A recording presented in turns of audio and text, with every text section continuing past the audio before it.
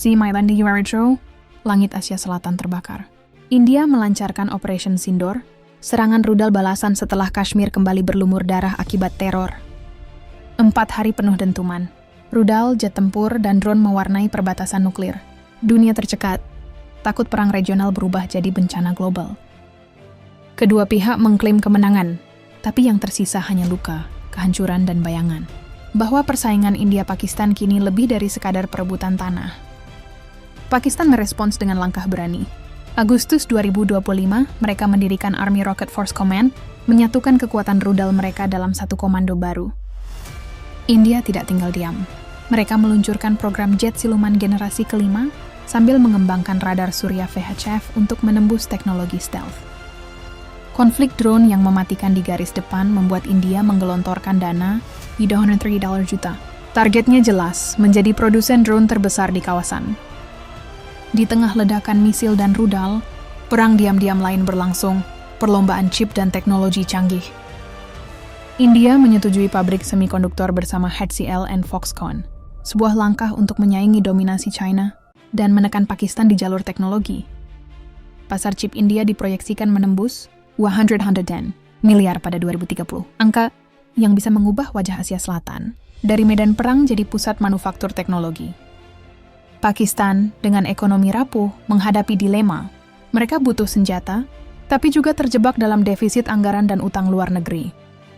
Ketika India mempercepat Atmanirbhar, Bharat, strategi kemandirian nasional, Pakistan semakin bergantung pada impor dan aliansi asing. Riyadh, Beijing, hingga Moskow melihat peluang. Pakistan bisa jadi pintu masuk baru untuk pengaruh besar dunia. Namun India punya daya tarik lebih, pasar besar, investasi asing, dan mimpi jadi pusat rantai pasok teknologi Asia. Pertanyaannya, siapa yang akan lebih dulu runtuh? Ekonomi Pakistan atau kesabaran India? Di balik semua itu, rakyatlah yang paling menderita. 4 hari perang berarti ribuan keluarga tanpa listrik, tanpa rumah, tanpa rasa aman. Ketegangan ini membuka bab baru, perlombaan rudal di Asia Selatan. Rudal bukan lagi sekadar senjata, tapi simbol gengsi dan deterensi. Setiap uji coba rudal India atau Pakistan kini bukan hanya pamer kekuatan, melainkan pesan, kami siap perang kapan saja. Ketika jet siluman India lahir, ancaman nuklir Pakistan semakin menekan. Keseimbangan rapuh yang bisa pecah kapan saja. Dalam laporan intelijen disebutkan, perbatasan India-Pakistan kini adalah salah satu zona paling berbahaya di dunia.